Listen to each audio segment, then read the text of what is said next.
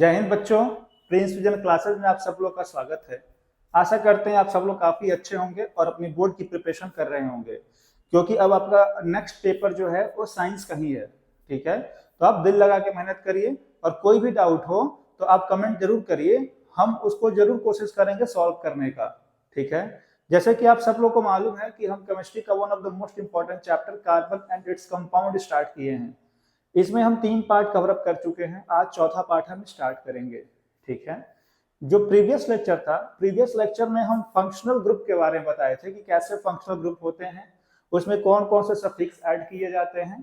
ठीक है, उसके बाद उसका नाम कैसे लिखा जाता है, नॉमेनक्लेचर कैसे किया जाता है, उसका IUPAC नेम कैसे लिखा जाता है। ठीक, अब आज हम मेनली होमोलॉगस सीरीज देखेंगे, एक ये बच गया सेक्शन, और दूसरा हम केमिकल प्रॉपर्टीज या फिजिकल प्रॉपर्टीज देखेंगे, किसका, अल्कोहल का और कार्बोक्सिलिक एसिड का।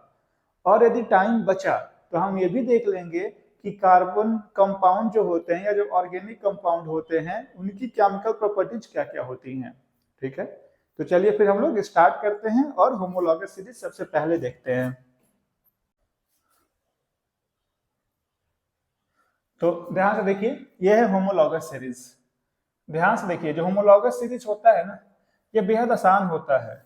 ये क्या होता है पहले हम आपको समझा देते हैं, ध्यान से देखिए। होमोलॉगस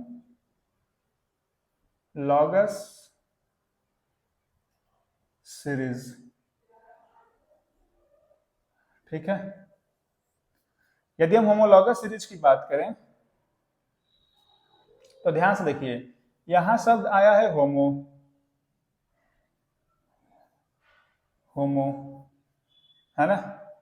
होमो का मतलब क्या होता है, सेम। तो बस आप ये याद रखिएगा कि यदि इसमें हम एक कंपाउंड के बाद दूसरे कंपाउंड पे आए और उसमें CH2 का डिफरेंस हो, किसका डिफरेंस हो, CH2 का, यदि उसमें CH2 का डिफरेंस है तो फिर वो होमोलॉगस सीरीज कहलाती है। ठीक है, सीरीज कहने का मतलब, सीरीज का मतलब ये रखिएगा, जैसे मान लीजिए हमारे पास अल्केन का एक सीरीज हो गया, दूसरी सीरीज अल्कीन का हो गया, तीसरी सीरीज अल्काइन का हो गया।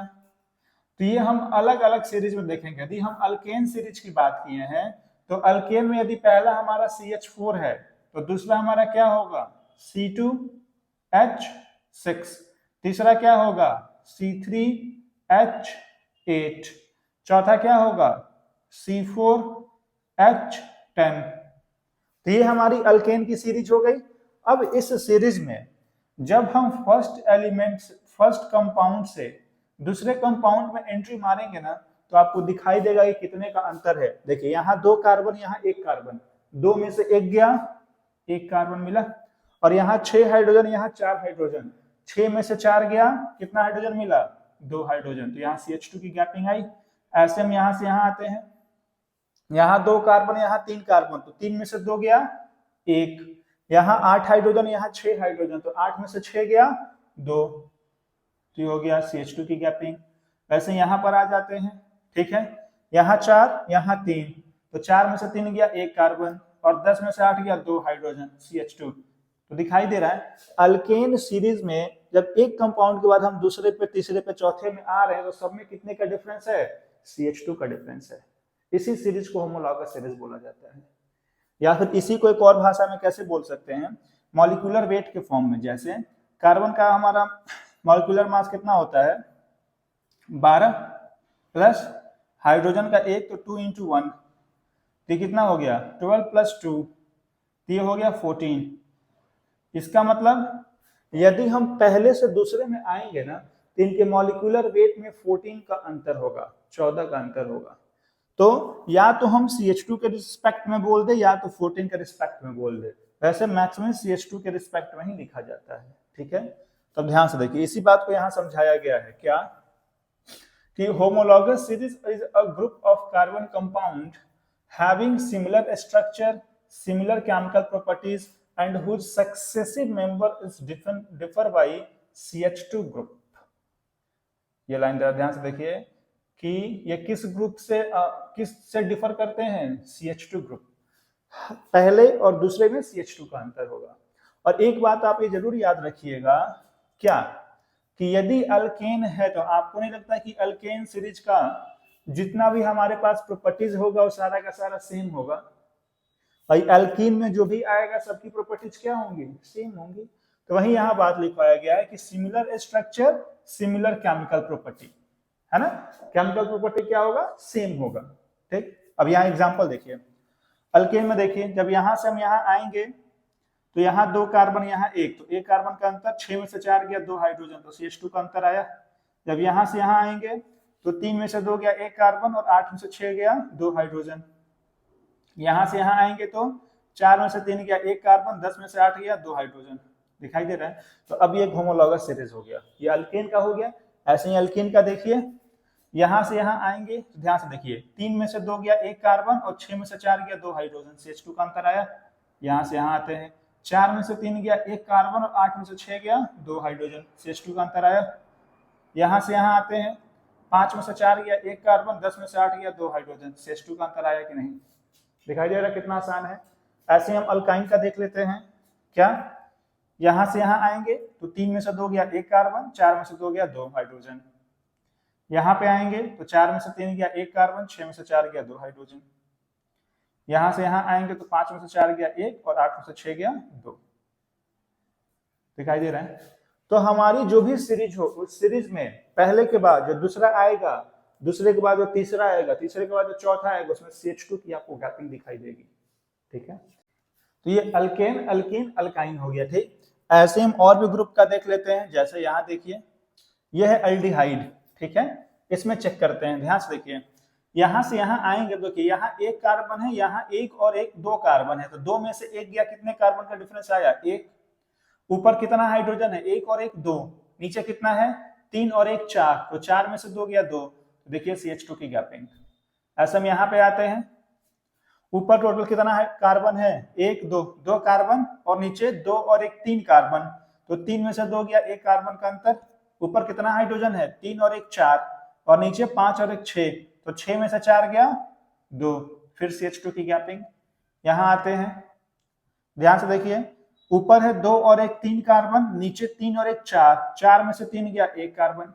ठीक, ऊपर है 5 और 1 6 हाइड्रोजन और नीचे है 7 और 1 8 हाइड्रोजन, तो 8 में से 6 गया, कितना आ जाएगा 2, तो CH2 की गैपिंग। तो एल्डिहाइड ग्रुप में भी दिखाई दे रहा है, यदि एल्डिहाइड की सीरीज है तो भी देखिए CH2 की गैपिंग आ रही है। ऐसे ही अल्कोहल में भी होता है, ध्यान से देखिए।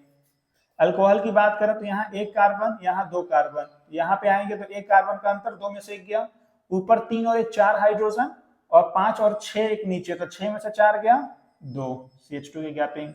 ऐसे यहाँ चेक कर लीजिए, 2 कार्बन 3 कार्बन, 3 में से 2 गया 1 कार्बन, 5 और 1 6 हाइड्रोजन हो गया और 7 और 1 8, तो 8 में से 6 गया 2, तो CH2 की गैपिंग। ऐसे यहाँ देख लीजिए, 3 कार्बन 4 कार्बन, तो 4 में से 3 गया 1 कार्बन, 7 और 1 8 हाइड्रोजन, 9 और 1 10, तो 10 में से 8 गया 2, तो यहाँ भी CH2 की गैपिंग। और ऐसा ही कार्बोक्सिलिक में भी हो रहा होगा। तो दिखाई दे रहा है, हमारे पास चाहे कोई भी सीरीज क्यों ना हो, सीरीज अल्केन का हो, अल्कीन का हो, अल्काइन का हो, अल्कोहल का हो, एल्डिहाइड का हो, कीटोन का हो, कार्बोक्सिलिक का हो, जो भी सीरीज हो, हर पहले के बाद दूसरा तीसरा चौथा पांचवा जो आएगा उसमें CH2 की आपको गैपिंग दिखाई देगी, and this gapping is called homologous series. ठीक है, चलिए अब हम आगे बढ़ते हैं और अब हम लोग आगे क्या देखेंगे, सम इंपॉर्टेंट ऑर्गेनिक कंपाउंड देखते हैं। ठीक है, चलिए हम आगे देखते हैं सम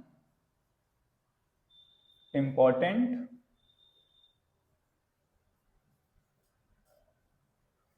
ऑर्गेनिक कंपाउंड।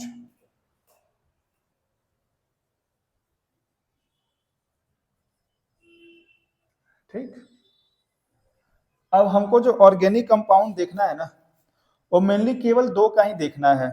2 कौन कौन सा है, सबसे पहला हमारे पास इसमें है एथेनॉल के बारे में देखना है, 2 के बारे में देखना है। पहला एथेनॉल,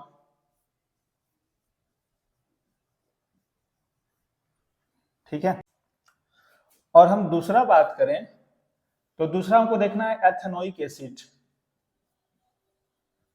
एथेनोइक एसिड। तो अब आपको मालूम चल गया होगा कि हम किस दो ग्रुप की चर्चा कर रहे हैं। ध्यान से देखिए, यहाँ ओवेल आया है, मतलब ये कौन से ग्रुप की चर्चा हो रही है? अल्कोहल ग्रुप की। किस ग्रुप की? अल्कोहल ग्रुप की। और यहाँ पे देखिए क्या आया है? Oic acid. और ओइक एसिड किस ग्रुप की पहचान है? Carboxylic acid. किसकी? Carboxylic acid. ठीक है, तो यही हम शुरुआत में बोले थे कि हमको यहाँ मेनली दो देखना है, एक अल्कोहल वाले ग्रुप की देख लेना है और एक कार्बोक्सिलिक वाले ग्रुप की। ठीक है, चलिए अब जरा ध्यान से देखिए, यदि हमें इसका फॉर्मूला बताया तो फॉर्मूला इसका क्या होगा? एथ दो कार्बन है तो ये हो गया C2H5 और अल्कोहल है तो OH, तो इसका फॉर्मूला C2H5OH हो गया।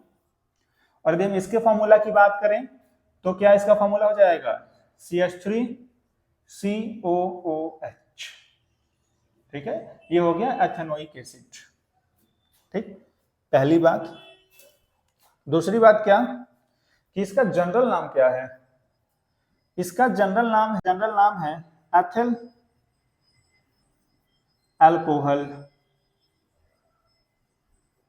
ठीक है, और इसका जनरल नाम क्या है? इसका जनरल नाम है एसिटिक एसिड। एसिटिक एसिड, तो इसका जनरल नाम हो गया एसिटिक एसिड। ठीक है, तो ये एक बेसिक अंतर है। अब इसके बाद सबसे पहले हम अल्कोहल स्टार्ट करेंगे मतलब पढ़ाई में स्टार्ट करेंगे, है ना? आप लोग कुछ और नहीं समझ लीजिएगा। ठीक, उसके बाद हम क्या करेंगे? एथेनोइक एसिड का स्टार्ट करेंगे। ठीक है, तो सबसे पहले हम बढ़ते हैं अल्कोहल की तरफ।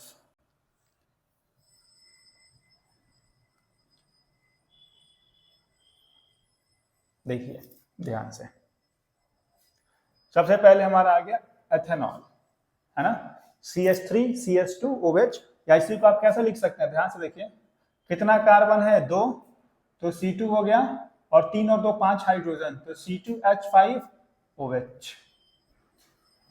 इसी को क्या बोल सकते हैं? C2H5OH या फिर CH3CH2OH। ठीक, सबसे पहले से कुछ प्रॉपर्टीज, फिजिकल प्रॉपर्टीज की बात करें। सबसे पहली बात, ethanol is a liquid at room temperature. अब ये बात तो सबको मालूम होगा भाई, जो बोतल आप लोग देखे हैं, अब हमें नहीं लगता कि उस बोतल का नाम लेना पड़ेगा, आप तो समझ ही गए होंगे। क्या उस बोतल में जो लिक्विड होती है वो सॉलिड फॉर्म में होती है क्या? नहीं, ये तो बात आप जाने गए कोई लिक्विड फॉर्म में होती है। तो इसका मतलब रूम टेम्परेचर को किस फॉर्म में होता है? अल्कोहल लिक्विड फॉर्म में होता है। ठीक है, दूसरा देखिए, it is the active ingredient of all alcoholic drink. आ गया भाई आप लोग की मन की बात, दिखाई दे रहा है? जितना भी हमारे पास अल्कोहलिक ड्रिंक होता है उसका ये मेन इंग्रेडिएंट है, इसको डाला ही डाला जाता है। किसी में इसका संख्या कम, किसी में इसका अमाउंट ज्यादा होता है, किसी में इसका अमाउंट क्या होता है? कम होता है। इसका बहुत सारा ब्रांड आता है, समझ रहे होंगे आप लोग। चलिए आगे बात करते हैं। आगे है कि it is a good solvent. Good solvent, solvent तो आपको मालूम ही होगा, जिसमें घोला जाता है वो हमेशा सॉल्वेंट कहलाता है। तो यदि ये सॉल्वेंट बढ़िया है ना, तो इसमें बहुत कुछ इस्तेमाल कर सकते हैं। क्या? इसी कारण देखिए, इसको मेडिसिन में इस्तेमाल करते हैं, टिनक्चर में इस्तेमाल करते हैं, टिनक्चर ऑफ आयोडीन में इस्तेमाल करते हैं, कफ सिरप में इस्तेमाल करते हैं, टॉनिक में इस्तेमाल करते हैं। ठीक है, बढ़िया सॉल्वेंट होने के कारण इसका हम बहुत जगह इस्तेमाल कर लेते हैं। ठीक, चलिए, तो ये हो गई इसकी कुछ नॉर्मल प्रॉपर्टीज। सबसे खास है इसकी केमिकल प्रॉपर्टीज। सबसे खास इसकी क्या है? Chemical property. बाद इसकी हम केमिकल प्रॉपर्टीज की चर्चा करते हैं। ठीक है, सबसे मोस्ट इंपॉर्टेंट क्या है? इसकी केमिकल प्रॉपर्टीज ही है। तो सबसे पहले हम बात करते हैं केमिकल प्रॉपर्टीज में नेचुरल कैरेक्टर, ये कैसा होता है? तो अब बस आप ये याद रखिएगा, एग्जाम में बहुत बार पूछा गया है कि ये न्यूट्रल होता है। ये कैसा होता है? न्यूट्रल होता है।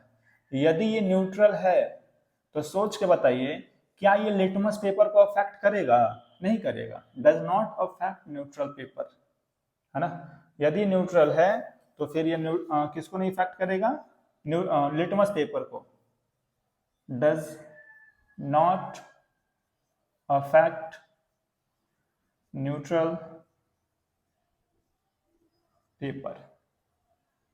ये न्यूट्रल पेपर को कोई इफेक्ट नहीं करेगा, ये ना ही रेड को ब्लू करेगा, ना ही ब्लू को रेड करेगा, क्योंकि ये कैसा है? न्यूट्रल है। ठीक है, और ये सवाल अभी प्री बोर्ड में सबसे कॉमन सवाल था जो बहुत सारे स्कूलों में पूछा गया था। ठीक है, एमसीक्यू में खासकर। चलिए दूसरी प्रॉपर्टी बात करते हैं कंबशन। अब कंबशन हमको मालूम है, कंबशन मतलब क्या, जलाना।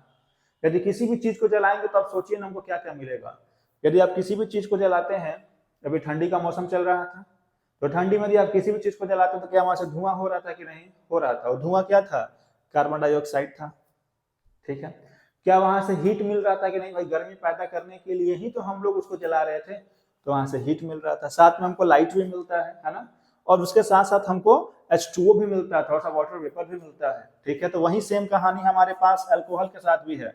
जब भी अल्कोहल की बर्निंग की जाएगी, इसको कंबशन किया जाएगा, तो हमको कार्बन डाइऑक्साइड मिलेगा, वाटर मिलेगा, और क्या मिलेगा, हीट मिलेगा।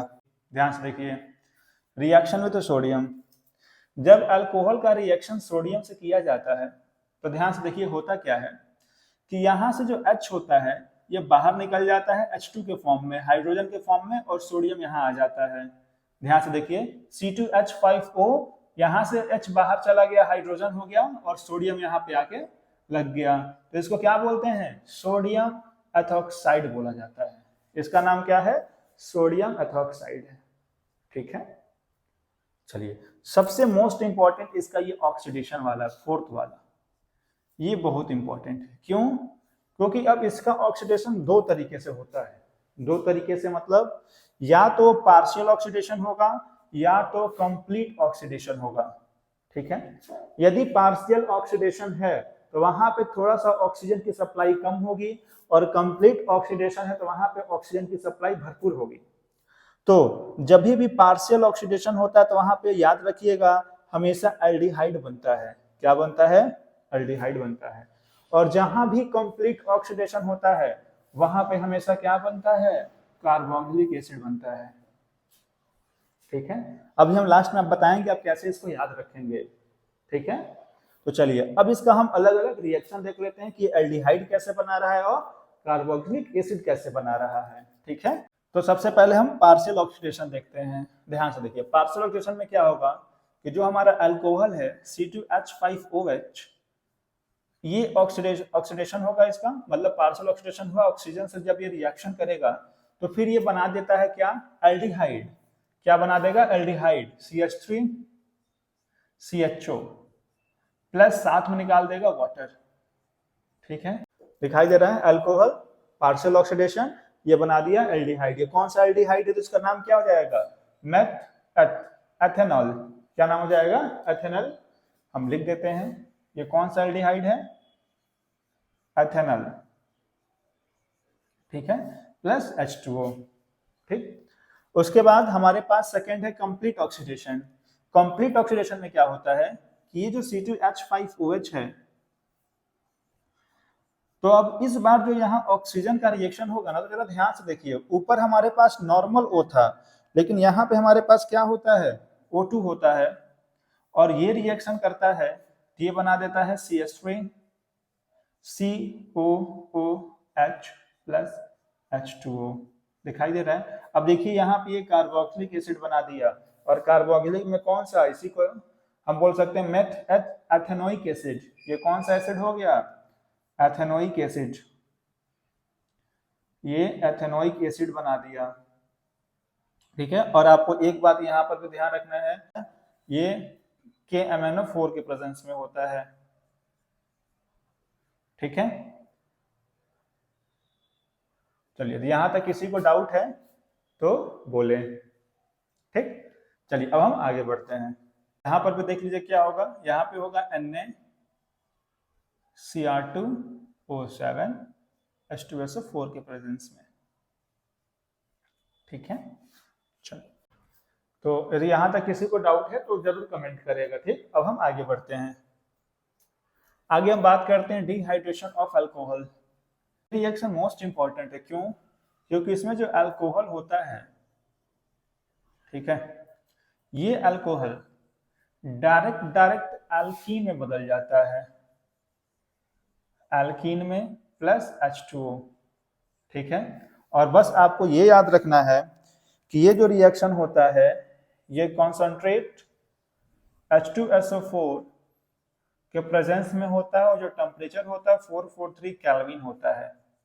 टेम्परेचर कितना होता है, 443 केल्विन।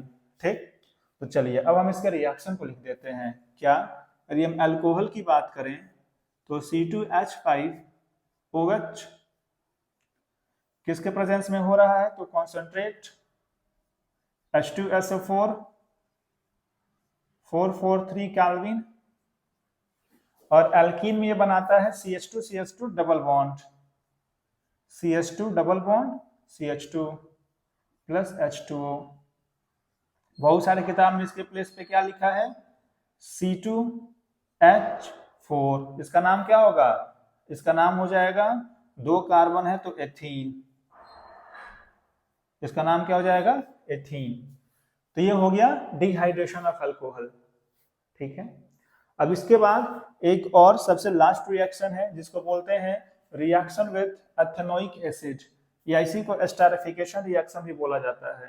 ठीक है, क्यों, क्योंकि इसमें एस्टर बनता है। क्या बनता है, एस्टर। तो चलिए इसको भी देख लेते हैं, लिख ही देते हैं कि इसी को एस्टरिफिकेशन भी बोला जाता है, एस्टरिफिकेशन रिएक्शन।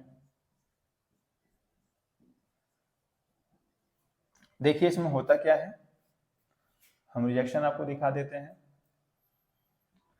हमारा हो गया अल्कोहल C2H5OH, और एथेनोइक एसिड में हम ले लेते हैं क्या, HCOOCH3। ठीक है, तो अब जरा ध्यान से देखिए आप, यहां पे ध्यान से देखिए, यहां का OH और यहां का H वाटर बन के बाहर निकल जाता है। ठीक है, तो रिएक्शन क्या बन जाएगा, यहां से C2H5 COO और यहां से CH3 प्लस यहां से वाटर बाहर, H2O बाहर। इसी को हम और कैसे लिख सकते हैं, C2H5 C double bond O single bond O CH3 plus water. ठीक है, तो ये देखिए हमारा बन गया, ये एस्टर कहलाता है। ये क्या कहलाता है, एस्टर। ठीक, तो यहां तक हम लोग क्या देख लिए, केमिकल प्रॉपर्टीज ऑफ अल्कोहल। ठीक है, एक बार हम क्विक रिवीजन करें तो ध्यान से देखिए, इसका सबसे इंपॉर्टेंट केमिकल प्रॉपर्टीज ही है। ठीक है, केमिकल प्रॉपर्टीज में क्या क्या, सबसे पहला था इसका नेचुरल कैरेक्टर। नेचुरल कैरेक्टर में क्या पढ़े कि न्यूट्रल होता है। दूसरा हम पढ़े कंबशन। कंबशन में जब कोई भी हाइड्रोकार्बन जलेगा तो कार्बन डाइऑक्साइड, वाटर और हीट जनरेट होगा ही होगा। उसके बाद हमारे पास तीसरा क्या था, यदि हम तीसरे की बात करें तो तीसरा हमारे पास था इसका ऑक्सीडेशन। तीसरा था reaction with sodium. Reaction with sodium ये देखा गया कि जब अल्कोहल सोडियम से रिएक्शन करेगा तो सोडियम एथॉक्साइड बनाएगा। चौथा इंपॉर्टेंट है, क्यों, क्योंकि जब भी ऑक्सीडेशन होगा तो 2 तरीके से हो सकता है, या तो पार्शियली होगा या तो कंप्लीट होगा। जब पार्शियली होता है तो हमेशा एल्डिहाइड बनता है, और जब कंप्लीट होता है तो हमेशा कौन सा बनता है, कार्बोक्सिलिक बनता है। ठीक है, उसके बाद हम यहाँ पर दिखाएं कि कैसे ये पार्शियली बन रहा है और कैसे ये कंप्लीट हो रहा है। ठीक है, और जो हमारे पास इसके बाद जो फिफ्थ था वो था डिहाइड्रेशन ऑफ अल्कोहल।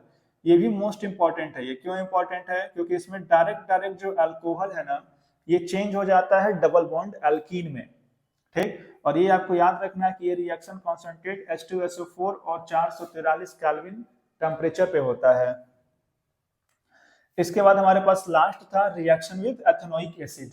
ये रिएक्शन जब हम लोग एथेनोइक एसिड पढ़ेंगे वहां भी आएगा, और इस रिएक्शन को एस्टरिफिकेशन बोला जाता है। क्यों, क्योंकि यहाँ पे एस्टर का फॉर्मेशन होता है। ठीक है, तो ये हो गया हमारा पहला। अब हमारे पास दूसरा बच गया। हम आपको बताए थे कि हमको इसमें 2 पढ़ना है। ध्यान से देखिए, सब इंपॉर्टेंट ऑर्गेनिक कंपाउंड में एक तो हमको C2H5OH के बारे में पढ़ना था, तो ये हम लोग देख लिए। अब हम सेकंड स्टार्ट करने जा रहे हैं, क्या, एथेनोइक एसिड, या इसी को क्या बोलते हैं, एसिटिक एसिड। ध्यान से देखिए बोर्ड पे, ये है एथेनोइक एसिड। ठीक है, इसका फॉर्मूला क्या है, CH3COOH। ठीक, ये कार्बोक्सिलिक एसिड के अंदर आता है। ठीक है, यदि हम बात करें तो इसका कॉमन नाम क्या है? एसिटिक एसिड है। ये बात हम शुरुआत में ही बता दिए हैं कि इसका कॉमन नाम क्या है? Acetic acid. दूसरी सबसे खास बात ये याद रखिएगा कि इसी को विनेगर भी बोला जाता है। क्या बोला जाता है? विनेगर। यदि हम एसिटिक एसिड का 5 से 10% सोल्यूशन ले लें तो ये 5 से 10% सोल्यूशन क्या कहलाता है? विनेगर कहलाता है। और हमको मालूम है कि विनेगर का इस्तेमाल कहाँ किया जाता है? पिकल्स को प्रिजर्व करने में। क्या कहाँ किया जाता है? पिकल्स को प्रिजर्व करने में। ठीक है, तो ये बात याद रखिएगा कि हम लोग विनेगर का इस्तेमाल पिकल्स को प्रिजर्व करने में भी कर सकते हैं।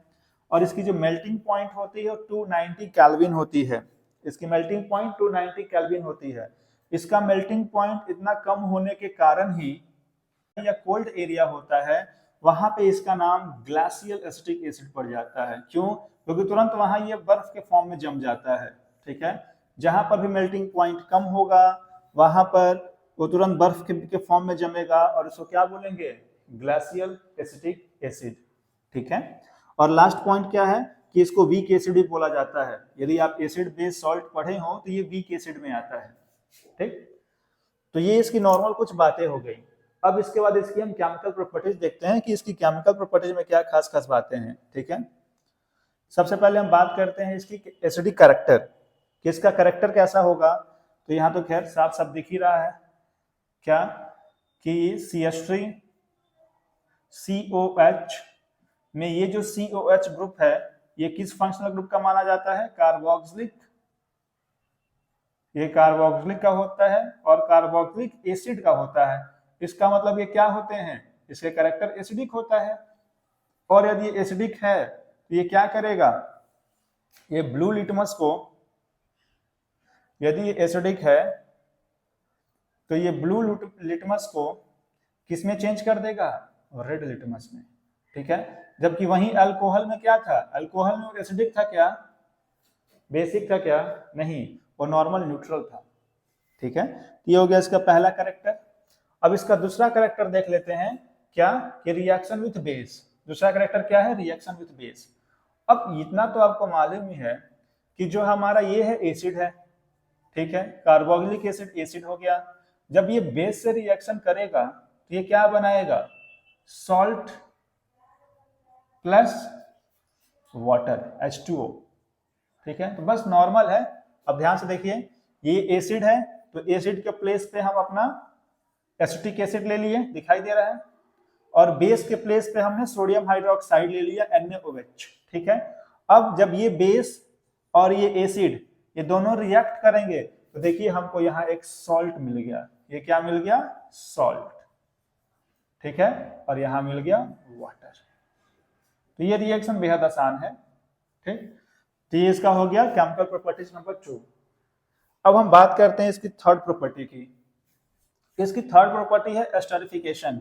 ये हम अभी अभी समझाए हैं अल्कोहल में भी, क्योंकि अल्कोहल में कार्बोक्सिलिक से रिएक्शन हो रहा था, तो ये भी तो वही है भाई। जो हमारा कार्बोक्सिलिक है या जो एथेनोइक एसिड है, ये जब कभी भी अल्कोहल से, अल्कोहल में कौन सा अल्कोहल? एथेनॉल, या फिर इसी को क्या बोलते हैं? Ethyl alcohol. एथिल अल्कोहल जब कभी भी हमारा एथेनोइक एसिड एथिल अल्कोहल से रिएक्शन करेगा तो ये हमेशा और हमेशा एक एस्टर का फॉर्मेशन करेगा। किसका फॉर्मेशन करेगा? एस्टर का, और साथ में पानी निकल जाएगा, H2O बाहर रिमूव हो जाएगा। ठीक है, ये सेकेंड रिएक्शन हो गया एस्टरिफिकेशन का। ठीक, अब हम बात करते हैं इसके तीसरे केमिकल प्रॉपर्टीज की। इसका तीसरा केमिकल प्रॉपर्टीज है reaction with carbonate and bicarbonate. ठीक है, ध्यान से देखिए, यदि हम कार्बोनेट की बात करें तो देखिए Na2CO3 ये हो गया सोडियम कार्बोनेट, और यदि बाइकार्बोनेट की बात करें तो सोडियम बाइकार्बोनेट NaHCO3 हुआ क्या? अब ध्यान से देखिए, जब कभी भी हमारा ये कार्बोक्सिलिक एसिड या एसिटिक एसिड सोडियम कार्बोनेट से रिएक्शन करता है तो ये भी हमेशा सॉल्ट बनाता है, वाटर बनाता है, और यहां से CO2 गैस हमेशा बाहर निकलेगा। ठीक है, ठीक उसी प्रकार यहां पर भी वही प्रक्रिया है कि जब एसिटिक एसिड सोडियम बाइकार्बोनेट से रिएक्शन करेगा, ये कार्बोनेट का हो गया, अब ये बाइकार्बोनेट है, इसका नाम है सोडियम बाइकार्बोनेट। जब ये सोडियम बाइकार्बोनेट से रिएक्शन करेगा तो फिर से वापस से यहाँ सॉल्ट बनाएगा, ये वाटर बना दिया और साथ में CO2 गैस निकाल देगा। ठीक है, तो ये हमारा हो गया reaction with carbonate and bicarbonate. ठीक है, तो ये हमारे पास टोटल 4 केमिकल प्रॉपर्टीज हो गई किसकी, एसिटिक एसिड की। ठीक, तो इसको भी हम एक बार क्विक रिवीजन कर लेते हैं कि आखिर वो 4 हमारी प्रॉपर्टीज कौन कौन सी हैं।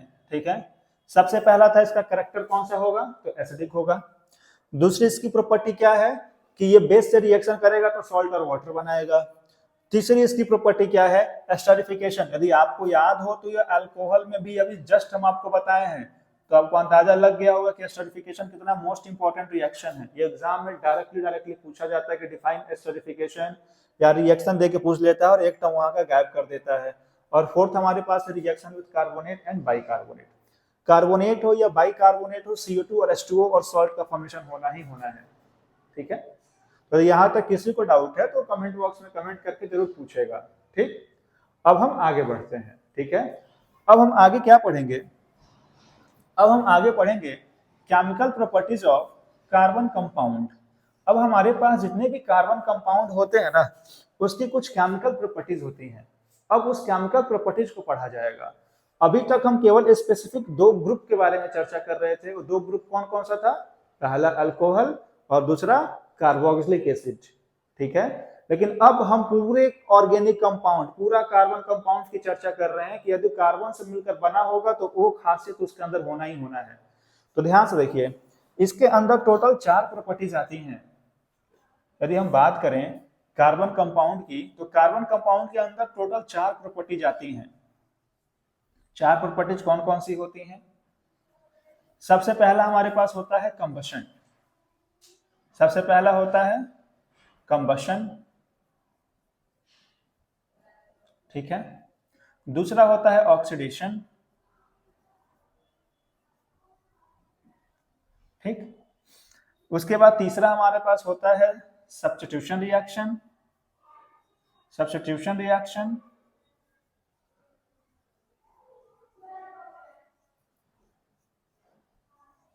और चौथा होता है एडिशन रिएक्शन। तो ये हमारे पास 4 ऐसे रिएक्शन हैं जो हर कार्बन कंपाउंड के साथ होगा ही होगा। ठीक है, तो चलिए इसमें सबसे पहले हम स्टार्ट करते हैं कंबशन। सबसे पहले क्या स्टार्ट करते हैं, कंबशन। तो ध्यान से देखिए बोर्ड पे, सबसे पहले हम बात करते हैं पहला कंबशन क्या। सबसे पहले हम इसकी पहली प्रॉपर्टी देखते हैं, है ना। पहली प्रॉपर्टी क्या था, कंबशन। अब कंबशन हमको मालूम है, किसी भी चीज का ऑक्सीजन के प्रेजेंस में जलना ही क्या कहलाता है, कंबशन कहलाता है। ठीक है, और यदि ऑक्सीजन के प्रेजेंट में जलेगा तो हमेशा क्या बनेगा, ऑक्साइड बनेगा, पहली बात। और दूसरी बात, यदि ऑक्साइड बना है, जला है, तो वहां से गर्मी मतलब हीट भी तो बाहर निकलेगा। और हीट बाहर निकलने वाले प्रोसेस को ही कौन सा रिएक्शन बोलते हैं, एक्सोथर्मिक रिएक्शन बोलते हैं। केमिस्ट्री चैप्टर 1 आपको याद होगा कि एक्सोथर्मिक और एंडोथर्मिक में क्या अंतर होता है। एंडोथर्मिक में हीट एब्जॉर्ब होता है और एक्सोथर्मिक में हीट बाहर निकलता है। तो कंबशन रिएक्शन हमेशा कौन से रिएक्शन होते हैं, एक्सोथर्मिक, क्योंकि हमेशा यहाँ से हीट बाहर निकलेगा। ठीक है, तो इसीलिए इसको क्या बोलते हैं, एक्सोथर्मिक भी बोलते हैं। क्यों, क्योंकि यहाँ से हीट हमेशा निकलेगा और लाइट भी निकलेगा। ठीक है, और इसमें होता क्या, जरा ध्यान से समझिए। हमारे पास जो ये कार्बन कंपाउंड होते हैं 2 हो सकते हैं, या तो सैचुरेटेड होंगे या तो अनसैचुरेटेड होंगे। सैचुरेटेड का मतलब या तो सिंगल बॉन्ड होंगे या तो डबल और ट्रिपल बॉन्ड होंगे। तो देखिए, यदि सिंगल बॉन्ड है तो क्या होगा, और डबल ट्रिपल है तो क्या होगा। यदि सिंगल है तो क्लीन फ्लेम देता है, एकदम साफ जलेगा। ठीक है, और यदि ये अनसैचुरेटेड है तो थोड़ा सा उसमें एस्कुटी फ्लेम होता है। बस आपको यही याद रखना है, ये भी नहीं याद रखना चाहते तो बस ये याद रख लीजिए कि जलना है, फ्लेम होगा, बस बात खत्म। यदि कार्बनिक कंपाउंड है, कार्बन कंपाउंड है तो जलेगा, तो वहां से लाइट निकलेगी ही निकलेगी, कार्बन डाइऑक्साइड निकलेगा ही निकलेगा। ठीक है, हीट निकलेगा ही निकलेगा। ठीक, तब देखिए, अब यहाँ पे कुछ हम आपको रिएक्शंस दिखा देते हैं। ध्यान से देखिए, ये कार्बन देखिए, कार्बन जब ऑक्सीजन के प्रेजेंस में यहाँ जला तो CO2 गैस निकला और साथ में क्या दिया, हीट एंड लाइट। ये हीट एंड लाइट देखिए आपको हर जगह मिलेगा, है ना। किसी भी चीज को यदि आप जलाते हैं तो वहां से हीट और लाइट मिलना तय है। अभी ठंडी का मौसम चल रहा है, आपको सब लोगों को मालूम है कि अक्सर हम लोग क्या करते हैं, लकड़ी जलाते हैं ताकि ठंडी कम हो जाए। तो लकड़ी जब भी जलता है तो क्यों जलाया जाता है, ताकि यहाँ से हमको हीट मिले, और ये हीट अपने हाथों पे लेते हैं, और जहां जलता है वहां लाइट भी तो जनरेट होता है ना। ये फिजिक्स का इलेक्ट्रिसिटी वाला लाइट नहीं समझिएगा, ये लाइट वो नहीं है, ये लाइट का मतलब रोशनी है, ठीक है। अच्छा, तो पहला ये हो गया। दूसरा देखिए, यहाँ CH4 है। अब ये जब ऑक्सीजन से रिएक्ट करेगा तो ध्यान से देखिए, यहाँ पे इस C के पास कहीं भी हाइड्रोजन नहीं था, इसलिए यहाँ कहीं भी वाटर वेपर नहीं आया, H2O नहीं आया। लेकिन अब यहाँ देखिए CH4 में यहाँ हाइड्रोजन है, तो अब जब ये ऑक्सीजन से रिएक्शन करेगा तो CO2 देगा, H2O देगा और हीट एंड लाइट देगा। ऐसे ही हमारा CH3 CH2OH है, ठीक है। अब जब ये ऑक्सीजन से रिएक्शन करेगा तो यहाँ भी हाइड्रोजन है, तो ये भी CO2 देगा, H2O देगा और हीट एंड लाइट देगा। तो कंबशन रिएक्शन बेहद आसान है, ठीक है। इसमें हमको कुछ ज्यादा याद नहीं रखना रहता, कोई भी एक रिएक्शन याद कर लेंगे काम हो जाएगा, ठीक है। तो पहला कंबशन हो गया। अब दूसरा हम आते हैं ऑक्सीडेशन में। ऑक्सीडेशन में क्या होता है समझिए। ऑक्सीडेशन में क्या होता है ना कि एडिशन ऑफ ऑक्सीजन किया जाता है। जब हम ऑक्सीजन को ऐड करते हैं तो उसी को क्या बोलते हैं, ऑक्सीडेशन, ठीक है। तो जरा आप ही सोच के बताइए, ये आपको याद आ रहा है कि ये हमारा अल्कोहल है, कौन सा अल्कोहल है, एथिल अल्कोहल। ये हमारा हो गया एथिल अल्कोहल। और जरा ध्यान से देखिए, एथिल अल्कोहल किसमें बदला है, ये बदला है एसिटिक एसिड में। किसमें बदला है, एसिटिक एसिड, या इसी को कार्बोक्सिलिक एसिड बोला जाता है, उसी के ग्रुप के अंदर का ये है। तब सोच के बताइए, अभी जस्ट हम लोग अल्कोहल की प्रॉपर्टी में पढ़े हैं क्या, कि यदि अल्कोहल को कंप्लीट ऑक्सीडेशन करा दिया जाए, क्या करा दिया जाए, कंप्लीट ऑक्सीडेशन करा दिया जाए, तो फिर हमको क्या मिलता है, हमको यही तो मिलता है कि नहीं। तो आप ऑक्सीडेशन बेहद आसानी से याद रख सकते हैं, ठीक है। देखिए कंबशन भी पीछे आया हुआ है, ऑक्सीडेशन भी पीछे आया हुआ है, ठीक है। तो अब हमारे पास हम आगे बात करते हैं, और आगे हमारे पास तीसरा है एडिशन रिएक्शन। तीसरा क्या है, एडिशन रिएक्शन। ये रिएक्शन मोस्ट इंपॉर्टेंट है, ठीक है। ये रिएक्शन मोस्ट इंपॉर्टेंट है। क्यों इंपॉर्टेंट है, क्योंकि ध्यान से समझिए, ये एक लौता ऐसा रिएक्शन है जहां पे जो हमारे पास अनसैचुरेटेड हाइड्रोकार्बन होते हैं, क्या होते हैं, अनसैचुरेटेड हाइड्रोकार्बन होते हैं, ये डायरेक्ट सैचुरेटेड हाइड्रोकार्बन में बदल जाते हैं। लेकिन सबसे खास बात किसके प्रेजेंस में, निकल कैटलिस्ट और हाइड्रोजन के प्रेजेंस में, ठीक है। तो जो हमारे पास अनसैचुरेटेड जो डबल बॉन्ड है, ये सिंगल बॉन्ड में बदल जाएगा, ठीक है। देखिए यही बात ऊपर लिखा है क्या, कि a molecule add to another molecule by breaking off bond. भाई सिंपल सी बात है, एक मॉलिक्यूल में दूसरा मॉलिक्यूल ऐड करना है तो बॉन्ड को ब्रेक करना ही करना होगा। और इसमें होता क्या है, तो unsaturated hydrocarbon add hydrogen in presence of catalyst such as palladium और निकल, ठीक है। कहने का मतलब यहाँ निकल के प्रेजेंस में या पैलेडियम के प्रेजेंस में जो यहाँ हमारा डबल बॉन्ड है, यहाँ पे हम किसका एडिशन करते हैं, हाइड्रोजन को जब ऐड करेंगे, और जैसे ही हाइड्रोजन को ऐड करेंगे तुरंत ये सिंगल बॉन्ड में बदल जाएगा। किसमें बदल जाएगा, सिंगल बॉन्ड में। और इसी रिएक्शन को हम लोग हाइड्रोजनेशन ऑफ वेजिटेबल ऑयल्स भी बोलते हैं। इसी रिएक्शन को क्या बोलते हैं, हाइड्रोजनेशन ऑफ वेजिटेबल ऑयल, ठीक है। तो अब आशा करते हैं कि एडिशन रिएक्शन आपको समझ में आ गया होगा, ठीक है। चलिए अब हम नेक्स्ट बात करते हैं सब्स्टिट्यूशन रिएक्शन। किसकी बात करते हैं, सब्स्टिट्यूशन रिएक्शन। सब्स्टिट्यूशन रिएक्शन में क्या होता है ना, सब्स्टिट्यूशन रिएक्शन में ये होता है, दरअसल अक्सर आप लोग क्लास में देखे होंगे कि क्लास में हमारे पास मान लीजिए कि 8 लेक्चर हैं, है ना, 1 2 3 4 करके है, और मान लीजिए सेकंड जिसका लेक्चर वो सर नहीं आए हैं, है ना, ये सर अब्सेंट हैं, तो इनके प्लेस पे किसी और टीचर को सब्स्टिट्यूट कर दिया जाता है। सेम हाल यहाँ पर भी है, ठीक है, कि एक हाइड्रोजन को हटाकर हम वहां दूसरा को जोड़ देंगे ना, तो वही सब्स्टिट्यूशन रिएक्शन कहलाता है, ठीक है। चलिए हम स्टार्ट करते हैं। बस आपको याद ये रखना है कि सारा का सारा reaction in the presence of sunlight होता है। जब सनलाइट प्रेजेंस होगा तो ही होगा, ठीक। तो ध्यान से देखिए, इसका ये डेफिनेशन देख लीजिए कि an atom or a group replace another atom or group in a compound is called substitution reaction. एक एटम को या ग्रुप को हटाना हो तो वही हमारा क्या कहलाता है, सब्स्टिट्यूशन रिएक्शन कहलाता है। चलिए अब हम इसका रिएक्शन आपको हम लिख के बता देते हैं, ठीक है। तो ध्यान से देखिए, C H H H H, ये हमारा मेथेन हो गया। अब यहाँ पे हम ले लेते हैं क्लोरीन Cl2, ठीक है। आपको एक बात ये याद रखना है कि ये जो रिएक्शन होगा प्रेजेंस ऑफ सनलाइट के प्रेजेंस में होगा, ठीक है। अब देखिए होगा क्या, होगा ये ना कि यहाँ जो Cl2 है तो यहाँ 2 Cl है कि नहीं, कितने Cl हैं, 2। तो होगा क्या, हम मान लेते हैं कि देखिए यहाँ का H और यहाँ का Cl मिलकर HCl बना लेगा और ये बाहर निकल जाएगा, तो माइनस HCl हो गया। और ये वाला जो Cl है, जो ये वाला Cl है, जहां से हाइड्रोजन निकला ये वहीं जाके लग जाएगा। तो ध्यान से देखिए, अब ये कंपाउंड कैसे बन गया, देखिए यहाँ पे H C H H और Cl यहाँ पे आ गया। तो इसी को और कैसे लिख सकते हैं, CH3Cl, क्या लिख सकते हैं, CH3Cl, ठीक है। अब ऐसे ही हम इसको लेते हैं और फिर से ये प्रोसेस, देखिए ये रिएक्शन हमारा पहला सब्स्टिट्यूशन हो गया, ठीक है। अब हम सेकंड सब्स्टिट्यूशन करते हैं,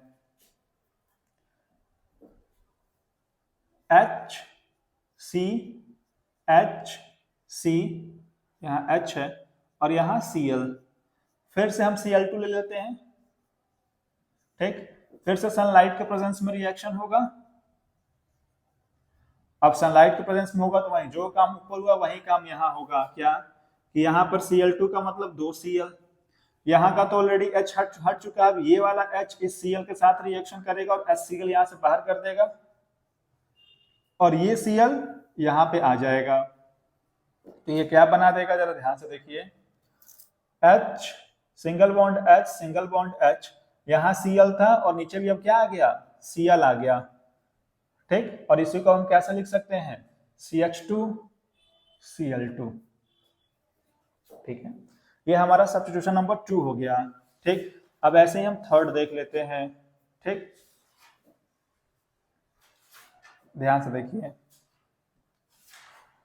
H C H Cl Cl, यहाँ Cl2, सनलाइट के प्रेजेंस में सारा काम वापस से जैसे पीछे हुआ था यहाँ पर भी वही होगा, क्या कि 2 Cl2 है तो एक यहाँ का जो H है, ये H मान लेते हैं, ये H यहाँ से एक Cl से रिएक्शन करेगा और माइनस HCl कर देगा। और जब यहाँ देखिए, यहाँ 2 Cl है तो एक Cl के साथ तो कर लिया, अब दूसरा Cl आके यहीं पे लग जाएगा। जब दूसरा Cl यहाँ आके लगेगा तो ये क्या बना देगा, Cl single bond Cl Cl H, ठीक है। और इसी को हम क्या लिख सकते हैं, CHCl3। और ये one of the most important compound है, क्यों, क्योंकि इसी का नाम है क्लोरोफॉर्म। इसका क्या नाम है, क्लोरोफॉर्म। अक्सर फिल्मों में आप देखे होंगे कि एक हैंकी लिया जाता है और उसमें कोई केमिकल छिड़का के किसी बच्चे को बेहोश करके किडनैप कर लिया जाता है, तो केमिकल यही होता है, क्लोरोफॉर्म। तो यदि आपके एग्जाम में आ गया कि क्लोरोफॉर्म का फॉर्मेशन करिए तो फिर आपको ये स्टेप्स करने ही होंगे, ठीक है। इसके बाद आप चौथा भी सब्स्टिट्यूशन कर सकते हैं, हम फोर्थ भी करके आपको दिखा देते हैं। ध्यान से देखिए, फोर्थ करेंगे तो देखिए क्या मिलेगा, हमारे पास एक H था, बाकी 3 Cl थे, ठीक है। फिर से हम Cl2 ले लेते हैं सनलाइट के प्रेजेंस में। तो देखिए इस बार क्या होगा, ये Cl2 का मतलब Cl 2 बार। अब ये H जो होगा इस Cl के साथ रिएक्शन करके HCl बाहर और ये वाला Cl यहां चला जाएगा, ठीक है। तो जब यहां जाएगा तो ये क्या बना देगा, अब चारों जगह Cl हो गया, Cl Cl Cl Cl, और इसी को कैसे लिख सकते हैं, CCl4, जिसको बोलते हैं कार्बन टेट्राक्लोराइड, ठीक है। तो ये हमारे पास हो गए सब्स्टिट्यूशन रिएक्शन। ठीक। सब्स्टिट्यूशन रिएक्शन में मेनली यदि पूछा जाता है तो क्लोरोफॉर्म फॉर्मेशन कभी कभी पूछ लिया जाता है। ठीक है, तो चलिए हम आशा करते हैं कि आपको ये रिएक्शन समझ में आ गए होंगे चारों के चारों। एक बार हम क्विक रिवीजन कर लेते हैं कि चारों रिएक्शन थे कौन कौन से। तो ध्यान से देखिए, सबसे पहला था कंबशन। कंबशन में कार्बन कंपाउंड जलेगा और वहां से H2O, CO2 heat and light मिलेगा ही मिलेगा। दूसरा रिएक्शन क्या था हमारे पास, ऑक्सीडेशन। ऑक्सीडेशन होगा तो हमको क्या मिल जाएगा, कंप्लीट ऑक्सीडेशन कराएंगे तो कार्बोक्सिलिक मिलेगा। ठीक है, और यदि पार्शियल कराते हैं तो क्या मिलेगा, एल्डिहाइड मिलेगा। ये अभी हम अल्कोहल में पढ़े हैं। तीसरा है एडिशन रिएक्शन। एडिशन रिएक्शन क्यों इंपॉर्टेंट है, क्योंकि यहाँ पे डबल बॉन्ड सिंगल बॉन्ड में बदल जाता है निकेल या पोलेडियम के प्रेजेंस में। ठीक है, और चौथा भी हम सब्स्टिट्यूशन देख ही लिए कि हम एक हाइड्रोजन को हटाते हैं और क्लोरीन ऐड कर रहे हैं। ये प्रोसेस हम बार बार कर सकते हैं, और जब यही प्रोसेस हम 3 बार करेंगे तो हमको one of the most important compound मिलेगा जिसको क्लोरोफॉर्म बोलते हैं। ठीक है, तो यहाँ तक किसी को भी डाउट है तो कमेंट बॉक्स में कमेंट करके जरूर पूछेगा। ठीक है, धन्यवाद।